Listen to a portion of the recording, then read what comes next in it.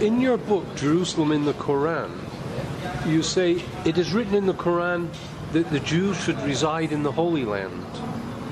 The Quran declares, but you wouldn't know it because the New York Times would not publish it, nor would the Washington Post, nor would CNN broadcast it.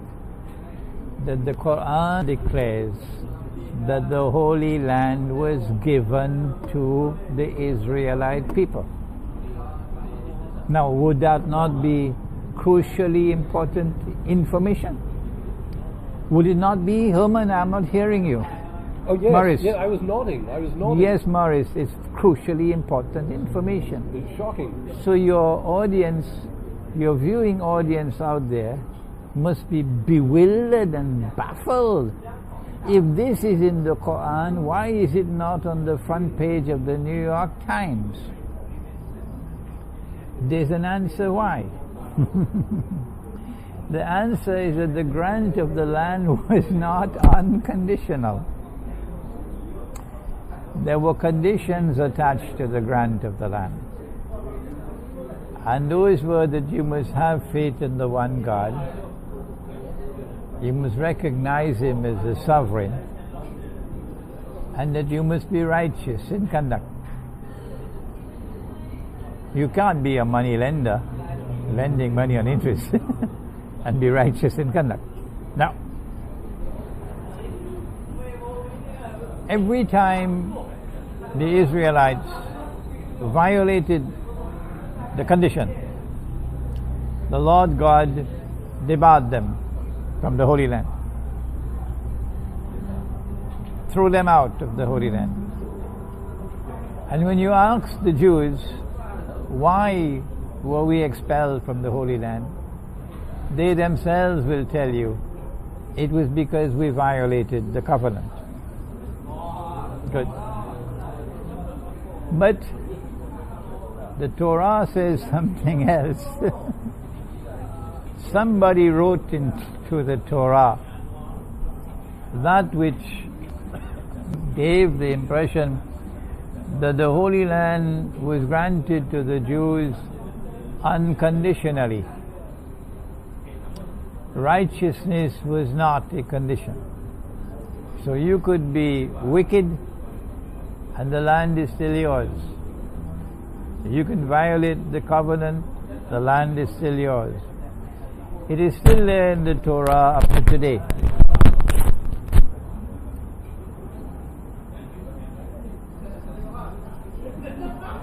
It is not because of righteousness, says the Torah, that the Lord God gave you this good land to inherit.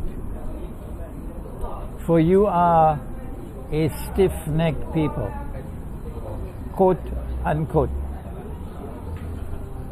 The writer of those words wishes to convey that the Bible is the deed, the title deed of the Holy Land for the Jews. The Zionist movement used it that way. So they cannot defend that which is in the Torah. And that's why they do not quote the Quran. But now the game is up because we have quoted for you from the Quran that in the 5th chapter, Surah Al-Ma'idah, Allah declares that the Holy Land was given to the Israelite people. Yes.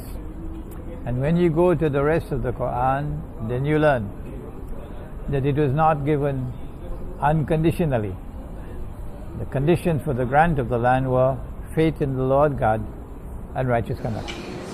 So are you saying what we're told is written in the Old Testament has been altered in time? It was written by someone who wanted to convey the false information that the grant of the land was unconditional. It's yours. Come rain or come sunshine, it's yours. You could almost believe from what you're saying that the Muslims would accept the Jewish Zionist entity if it was righteous. Not a Zionist entity, because Zionism from day one, the day it was born, was wicked. Jews, yes. Muslims, the grant of the land was not unconditional, and the grant of the land was not exclusive. The Jews have the right to live in the land. It's their land, but it's not theirs alone. Others who worship the one God also have the right to reside in that holy land. Okay? What will be the power relationship? The Quran is silent on that. Whether it be a Jewish state which will tolerate non-Jews or so, the Quran is silent on that. But the fact is the Jews are not the only one who have the right to reside in the Holy Land.